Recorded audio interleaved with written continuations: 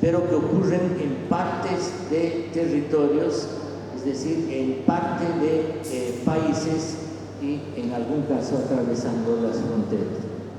El otro tipo de caso, que es complementario al que planteó Luce, que es el ejemplo de Cuba. Y para esto voy a introducir una idea brevemente de René Zavaleta también.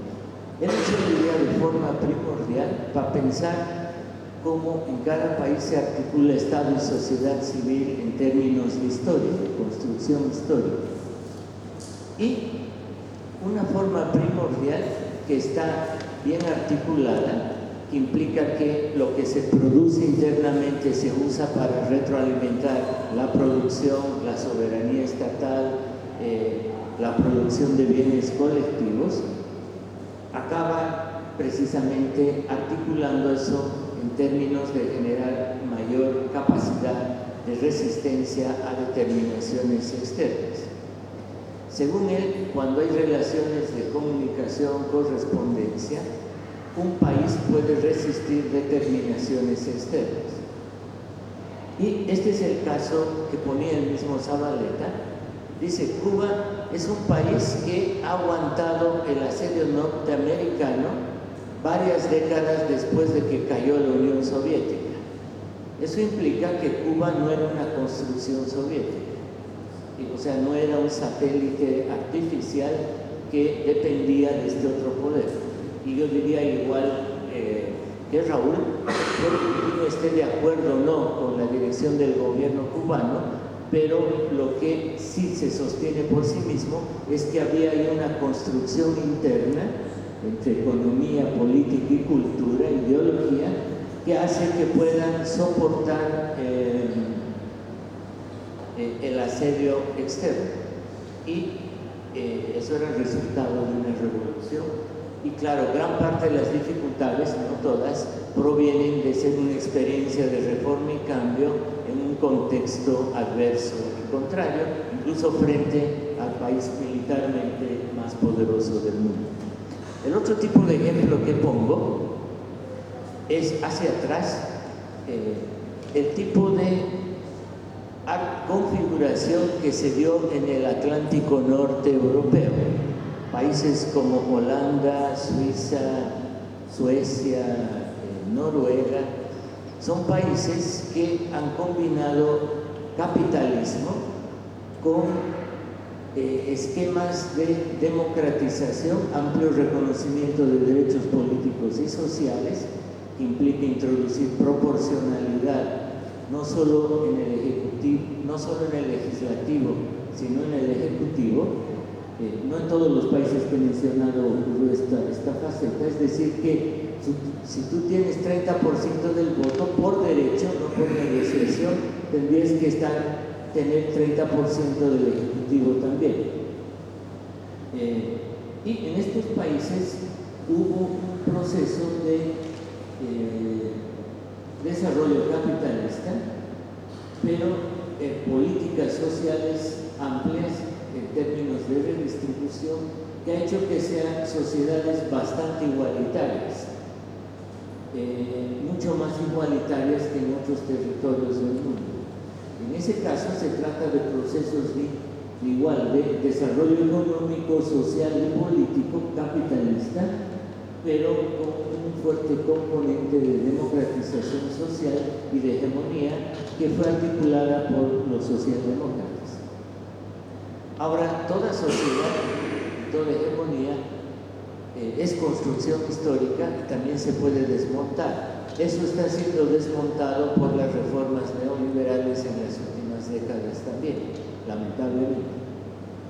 Lo que con esto quería decir es que hay varias formas en que históricamente hay sociedades que se han construido mejor que otras, es decir, donde había menos contradicción entre gobernantes y gobernados, entre las estructuras sociales y las formas de dirección política.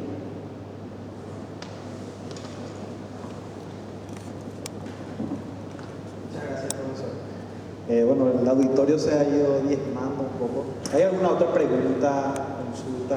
Ahí tenemos una mano levantada, pediría ya un poco de brevedad porque los señores tienen una agenda apretada hasta las 9.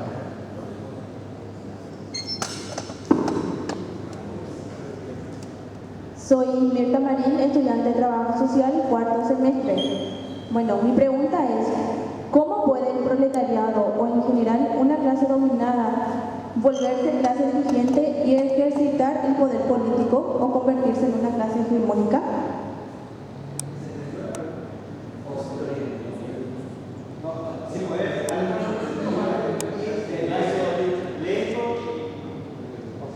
¿Cómo puede el proletariado o en general una clase dominada subalterna volverse clase dirigente y ejercitar el poder político o convertirse en una clase hegemónica?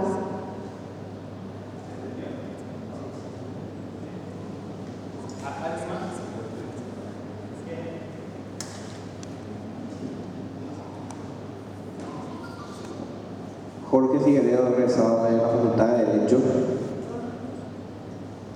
Hoy estuvimos analizando la hegemonía, ¿verdad?, desde el punto de vista gramsciano, y a mí me preocupa que en el mundo contemporáneo actual, inclusive en Italia, que es un país desarrollado comparando a Paraguay, por ejemplo, se habla mucho del condicionamiento de la democracia de la mafia, pero de la mafia como parte de un sistema criminal que está globalizado. ¿En qué medida esta mafia, que forma parte de un sistema criminal globalizado, está condicionando a la democracia, por un lado? ¿Y en qué medida se están haciendo investigaciones sobre ese fenómeno en nuestros países latinoamericanos, como sí se hace, ¿verdad?, investigaciones relacionadas a otros temas? Aparentemente no hay muchas investigaciones en Latinoamérica sobre cómo ese factor fundamental está condicionando a la democracia, pero sí analizamos comúnmente, ¿verdad?, o hacemos investigaciones por ejemplo de otros temas, pero parece que se le da poca importancia a ese sistema criminal que va más allá de las simples ideologías de diferencia entre derecha o izquierda, porque hoy en día inclusive vemos que en Italia se está hablando de Estado mafia. Hay autores que hablan de que Colombia o México, por ejemplo, en su momento era un Estado mafia. Ante ese fenómeno que estamos viviendo a nivel mundial, ¿qué podemos hacer? ¿Cómo enfrentar desde el conocimiento ese fenómeno?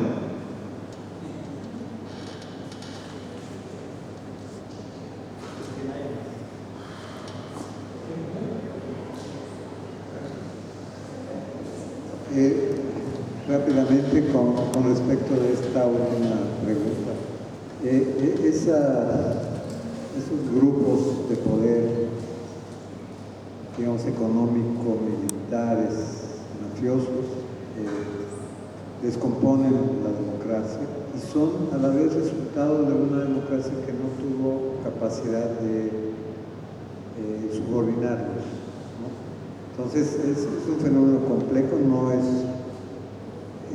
pueden llegar a tener hegemonía local, como es sabido, sobre todo cuando el Estado ya está en una situación de ser vehículo de la desintegración y la destrucción social, como es el Estado neoliberal.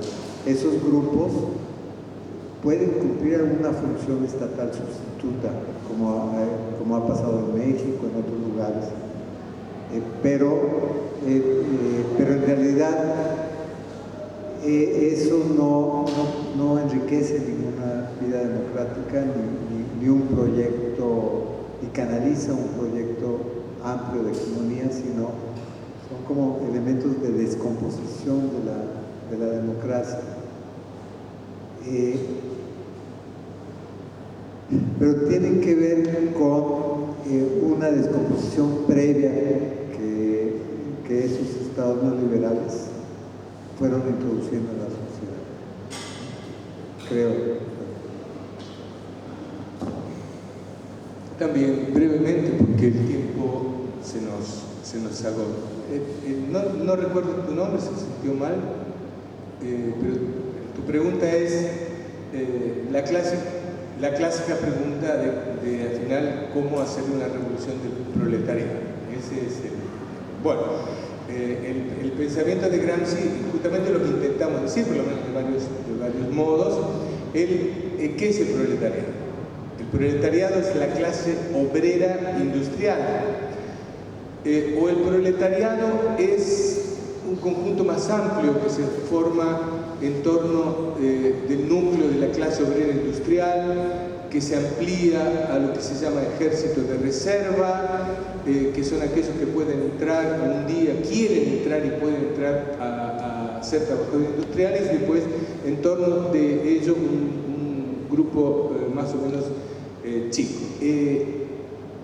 ¿Cuál es la clase obrera industrial paraguaya? ¿Cuál es el porcentaje? ¿Alguien sabe aquí? De la clase obrera, ¿qué significa cuánto? Yo le doy un dato que Adam Przeworski, estudiando los regímenes europeos, él muestra cómo la clase obrera en la Europa desarrollada nunca pasó más del 30-40% de la población. Había una idea en el propio manifiesto comunista que el desarrollo del capitalismo, el capitalismo es un sistema de explotación, es un sistema de extracción de riqueza de la clase trabajadora en manos de las clases poseedoras. La dinámica propia del sistema capitalista llevaría a la acumulación de dos polos, ¿verdad? En el manifiesto, un polo en que toda la riqueza se acumularía en un polo muy chico de la sociedad y la pobreza en otro. De modo tal que la clase obrera, como tal, sería la mayoría de la población. Y que en ese marco se produciría expropiar a la burguesía sería un acto no mecánico, pero sería un acto inevitable. Hay un cierto fatalismo del propio Marx en esa época. Resulta que las cosas no fueron así. Al fin del siglo se sabe que la clase obrera, como tal, es estrecha, que hay otros grupos, la sociedad se compone de otros grupos, los sectores intermediarios, otros grupos, otros modos de ganar la parte de riqueza social. En nuestros países latinoamericanos, entonces, cuando se busca la clase obrera como fuerza revolucionaria, se la encuentra poco. Esa fue el punto de arranque, por ejemplo, del pensamiento de Mariátegui. Cuando Mariátegui, el pensador socialista peruano, en el análisis de la sociedad peruana, busca cuál será la fuerza marxista peruana, la fuerza capaz de llevar a Perú al socialismo, él encuentra esa fuerza no en la clase obrera, encuentra en la comunidad indígena, la comunidad de los pueblos que persistieron. Mariátegui es también el fundador de la Central Obrera Peruana, pero con una relación muy particular. Si ustedes observan el proceso boliviano, no vamos a encontrar la clase obrera solamente. La fuerza de transformación principal la encontramos en campesinos de origen en los pueblos originarios. La pregunta en ese caso, ¿cómo la clase obrera o cómo los campesinos indígenas o como otras fuerzas subalternas son capaces de establecerse como dirigentes de la nación, de una determinada comunidad, en un sentido de abolir todo tipo de opresión, la económica, sí, eliminar el capitalismo necesariamente, pero también la opresión patriarcal, por ejemplo, es decir, la opresión histórica de la situación de la mujer en las sociedades dominadas por el patriarcalismo. ¿Cómo se hace eso? Es exactamente lo que intentó traer a luz Gramsci con su teoría de la hegemonía. Lo que yo lo voy a expresar de un modo que lo expresó alguna vez el pensador gramsciano Carlos Nelson Coutinho. Él dijo en algún momento, hablándole a la sociedad brasileña de los años 80, lo que dijo en un modo explícito: la revolución no puede ser un golpe. La revolución es un proceso de construcción de esas fuerzas, de autoconstrucción como poder, convenciendo también, involucrando a las otras fuerzas subalternas, creando la capacidad de expropiar a la burguesía, pero también crear las condiciones para en el proceso continuar a transformar la sociedad profundamente. Entonces mi respuesta sería: ¿cómo el proletariado, cualquier uno? Bueno, construyendo hegemonía, llevando a la sociedad en un proceso que puede ser gradual, pero no puede ser eterno, en el cual sucesivos cambios de las relaciones de fuerza sociales llevan a una situación disruptiva que en su sentido es una revolución. Esa es lo que yo te diría necesariamente. La ilusión de que juntando un grupo de voluntarios, de gente bien dispuesta, con buenas mañas, agarra al Estado y a través de él crea una sociedad democrática, posiblemente, y ese es el punto, posiblemente sea en el imaginario de izquierda, honesto, de izquierda y transformador,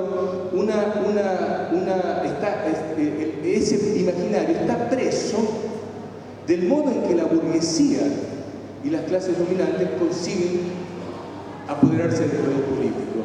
Pero esa forma de apoderarse del poder político posiblemente esté negada para las fuerzas que desde el lado subalterno pretenden dirigir los procesos sociales.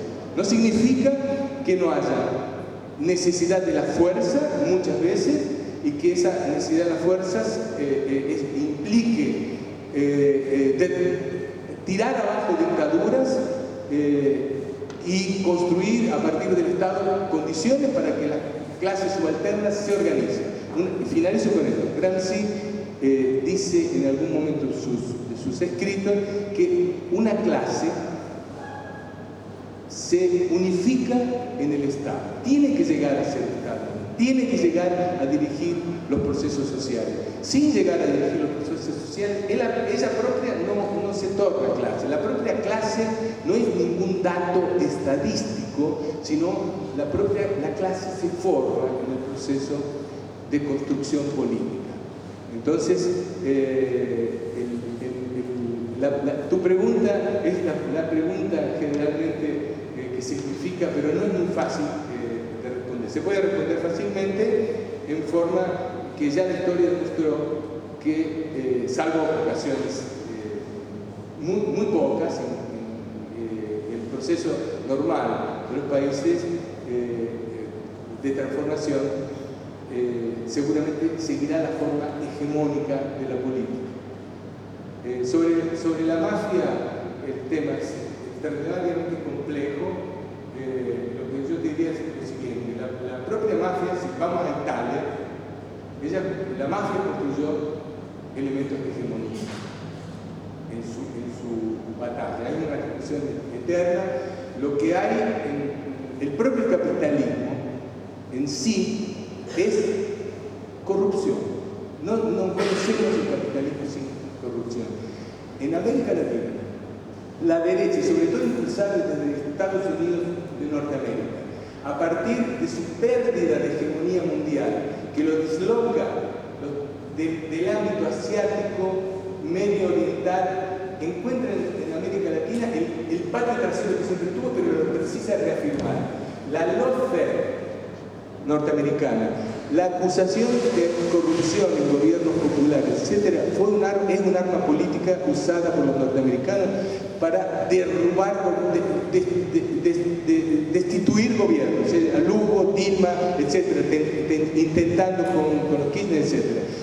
Nos tendríamos que distinguir dentro de ese marco complejo que es la criminalidad como tal, el bandidaje, etcétera, que es un tema extremadamente complejo. Aquellos elementos que son de la putrefacción del Estado, de las sociedades de clases, en las particulares situaciones latinoamericanas, de lo que el imperialismo norteamericano quiere meternos como corrupción. Bien, diré algo complementario bien breve sobre la primera pregunta. ¿Cómo es que una clase subalterna se puede volver hegemónica y dirigente? Para que una clase que fue subalterna se convierta en hegemónica, necesita articular a otros grupos subalternos. Una clase por sí sola tal vez solo se convierte en clase dominante, pero no en hegemónica. Y eso implica articular otros grupos de la sociedad, y no solo en términos de una alianza de intereses corporativos, sino en torno a algo que Gramsci durante un tiempo llamó el bloque histórico, que es la articulación de una clase, para él la clase fundamental del polo alternativo era la clase obrera, y en torno a esos varios grupos intermedios o de grupos de trabajadores que pertenecieron a formas anteriores de producción y de sociedad. Y en esto la clave de la función dirigente es articular una y otra vez. Y en este sentido, lo que hacería la clase que se convierte en el núcleo de un bloque alternativo es ir articulando las demandas, la concepción del mundo y los elementos de proyecto de otros grupos subalternos. En este sentido, la clave de convertirse en dirigente es potenciar lo que otros grupos subalternos están planteando de manera más parcial, circunscrita y sin tener un horizonte de reforma global de la sociedad. En ese sentido, un partido, no solo un partido, una clase, pero también un partido que forma parte de la construcción de un bloque alternativo, lo que tiene que hacer es articular y potenciar. En eso opera algo de selección, pero la clave es potenciar. Y en este sentido, si es que se trata de una clase que fue subalterna, según Gramsci, recuerdo básicamente lo que él dice, tiene que disputar por un largo tiempo la dirección en el seno de la sociedad civil. Como no controla el Estado ni la propiedad, lo que tiene que disputar en principio es el mundo de las ideas, de los valores, los principios, los sentimientos, pero para que se pueda convertir en nueva clase y bloque dominante, es necesario que tenga una alternativa de economía y de Estado. Si no, lo que ocurre es que puede ganar elecciones o dar un golpe y en breve tiempo, como solo está dirigiendo las estructuras ya existentes, sea desplazado. Eso es, creo, lo que pasó, por ejemplo, en parte con el PT y el MAS en Bolivia.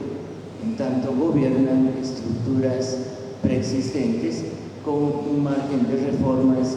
En este sentido, si se quiere construir otro esquema hegemónico, no se puede evitar tener un modo de sustituir la estructura económica y la estructura estatal, porque si no, solo se convierte, probablemente solo una parte de la clase, en general uno de los partidos representantes de la clase, se convierte en la nueva burocracia que gestiona las viejas estructuras.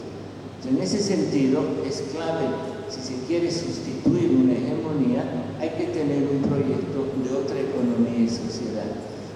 Históricamente hacia atrás, para abordar lo económico, el socialismo era la idea central. A para las experiencias socialistas han tenido varios problemas, frustraciones, contradicciones. Hay que imaginar cómo enfrentar esos límites para construir hacia adelante una alternativa en ese nivel. Y me quedo ahí para alargar más.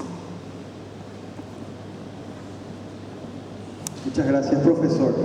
Muy bien, vamos cerrando entonces nuestro foro de ideas muy importantes. Agradecemos al profesor Luis Tapia, al profesor Lucio Oliver y al profesor Raúl Burgos. Esperamos que no sea la última presencia en Paraguay y aquí en la Faxo. Los esperamos, esta casa de ustedes, las puertas abiertas siempre.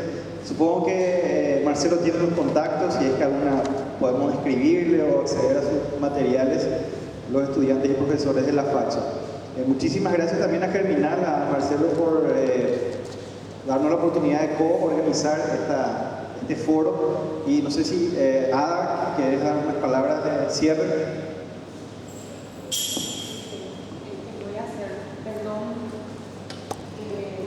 Voy a ser muy cara dura porque siento muchísimo no haber podido estar acá. Yo soy la encargada de despacho de esta facultad y estamos en realidad en un proceso de construcción. No sé si ya les comentaron, no tenemos ni un año de vida. Entonces estamos en un proceso de consolidación, de construcción y a mí por eso un agradecimiento especial a Marcelo, porque en realidad encontrarnos con este tipo de espacio académico es demasiado importante porque estamos dentro de esa búsqueda. Una búsqueda, pero especialmente una búsqueda de lo crítico de la ciencia social. Y un acercamiento a la teoría de Gramsci para nosotros es realmente muy importante. Solo que yo no pude participar porque estábamos en la reunión de lo que se llama la mesa por la Faxo, discutiendo muchísimas otras cosas, pero estamos también habilitando una maestría en ciencias sociales y ciencias políticas, y por eso en realidad tengo vergüenza para hacer un cierre, porque no estuve con ustedes, pero de igual manera les agradezco muchísimo por este espacio, por venir acá. En realidad en Paraguay, por lo menos yo no conozco de espacios serios y sistemáticos donde en realidad se toca el tema de hablamos de Gramsci, ¿verdad? Nosotros tenemos un trabajo social, un profesor muy querido que es Nelson Coutinho, no sé si ustedes le conocen, es un brasilero también muy apasionado de Gramsci, y a través de él sí hicimos ese acercamiento, tuvimos un curso y pudimos participar algunos. Entonces, muchas gracias y nuevamente disculpen por no estar acá. Pensé que podía escucharles un poquitito, pero no pude, ¿verdad? Así que gracias. No, ojalá que podamos continuar. Yo al comienzo estuve con Marcelo y le dije, che, Marcelo, tú tienes que continuar. Y él me dice, déjame dormir primero para contestarte, me dijo. Entonces, públicamente le vuelvo a decir eso a Marcelo.